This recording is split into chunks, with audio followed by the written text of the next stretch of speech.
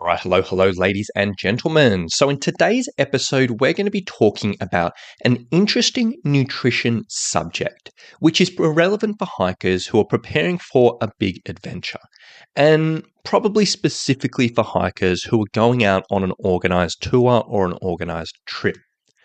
Now, many people, as they get closer to a big adventure and as they get closer to a trip, they use it as a really good excuse to get healthy. And when I say healthy, I put in quotation marks because healthy is a very broad word.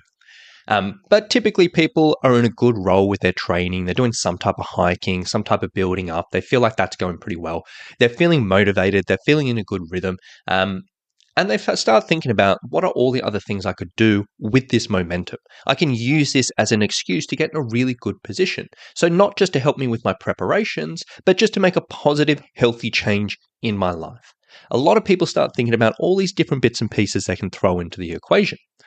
And one of the most common things people look at here, on top of their physical preparation, is their nutrition. And they say, you know what, I'm feeling good. I'm feeling motivated. Maybe now's the time to make a few changes on my nutrition that I know I probably could make. And a lot of people look at this whole idea of, again, in quotation marks, cleaning up their diet. And they look at things and they're like, oh, that's not particularly healthy. That's not particularly great. Maybe now's the time to kind of clean that up and get away from that stuff. So common things that people often do here is they'll say, hey, I'm just going to reduce eating processed foods and I'm not going to eat any more processed foods. I'm going to be 100% whole foods. Or they'll say, hey, I'm not going to eat anything with added sugar, or I'm not going to eat any unhealthy fats, or not eat anything with high in salt, or no takeout, or whatever it may be. You know, all of that stuff. Everyone out there has a different idea around clean eating, in quotation marks. But that's the typical thing a lot of people look at. And there's nothing wrong with going down this type of approach. You know, there's nothing wrong with looking at your diet and thinking, where can you improve that? How can I use my momentum right now and helping me on the nutrition side of things?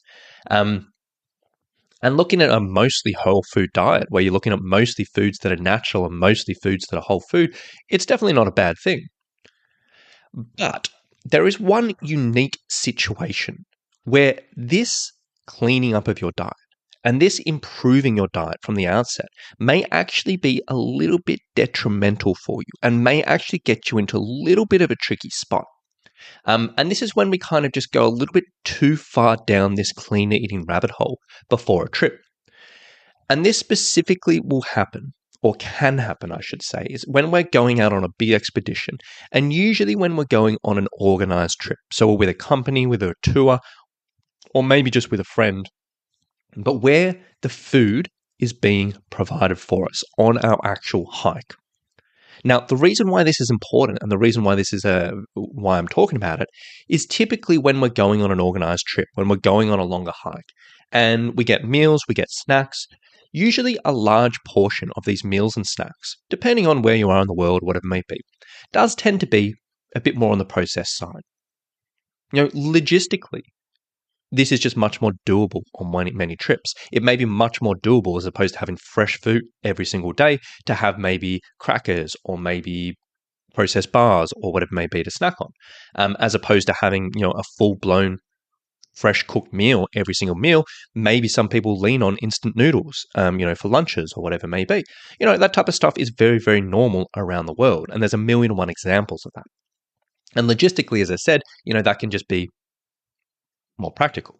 On top of that, you know, physically, you know, usually when we're actually exercising, when we're hiking so much, we're burning through so much energy, the body just wants easy to digest carbohydrates. So having things like sweets and lollies and biscuits, like that type of stuff, we may not classify that as healthy eating at home, but when we're actually exercising, it's kind of what the body wants.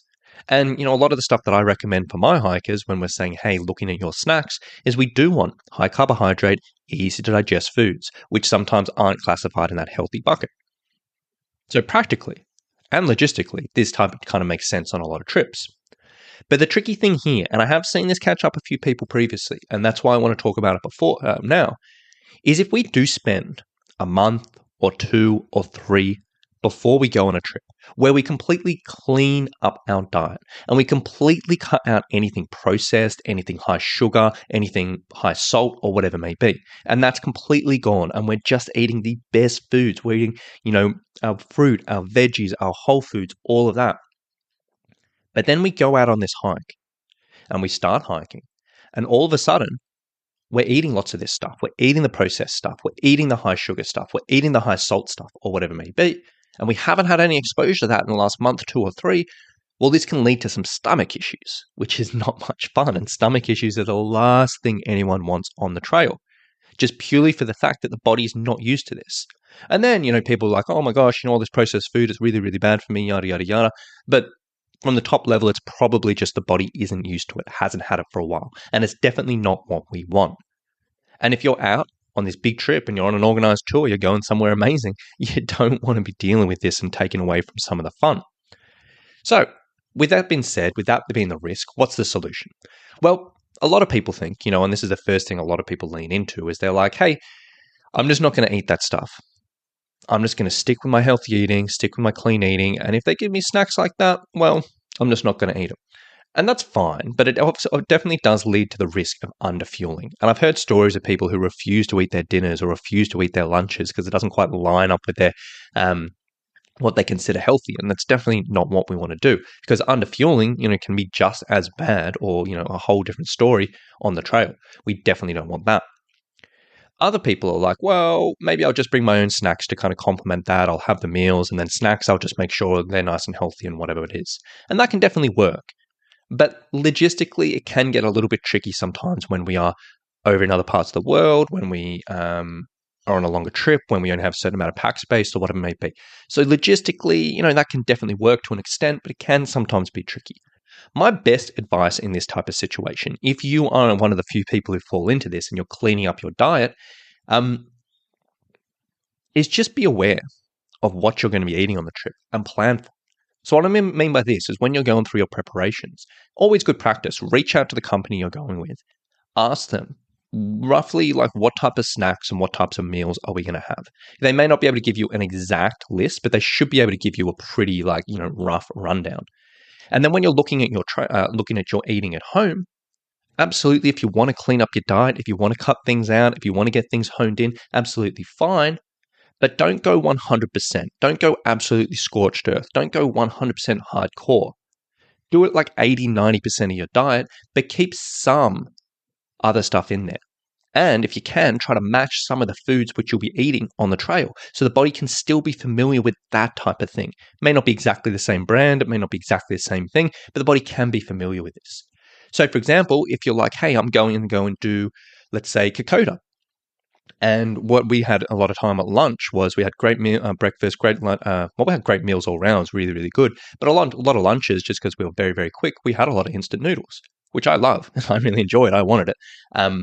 But in this situation, maybe a little bit tricky. So if you're going to be having a lot of instant noodles, then maybe once a week, have that in your diet at home. And 90% of your meals is clean, happy, whatever it may be. Just have a little bit of instant noodles here and there. Keep the body familiar with it.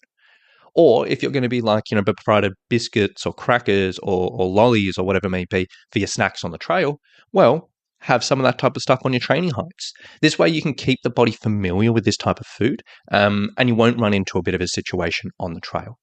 It does seem like a funny thing, and of all the people listening to this, it may only apply to a few people, but I think it's very much worthwhile talking about it, because I have seen it catch a few people up, and I have seen people go way too far with this, and get in a bit of trouble on the trail. So it's definitely worthwhile having to think about. So if you are leading into a big expedition and you're in that mindset of 100% cleaning something up, or maybe you have a friend or a family member who's doing that, maybe have a think about this or send this over to them just so they can be aware of this situation. There's nothing wrong of cleaning things up and getting a little bit more healthier in quotation marks, but just don't fall into the trap of it too much of a good thing in this particular context. So with that being said, I hope that makes sense. I think I'm going to wrap things up here. Hope you've enjoyed this. As I always say, if anyone is listening to this, they're leading into a big trip and they do want some help with their preparations, if you want to learn a little bit more about our online personal training for hikers, you can go to summitstrength.com.au/online. On that page, there's a lot of information around how we run our programs. And if it sounds like something you want to get involved with, there's a link on that page where you can book a call with our team and we can have a little bit of a chat.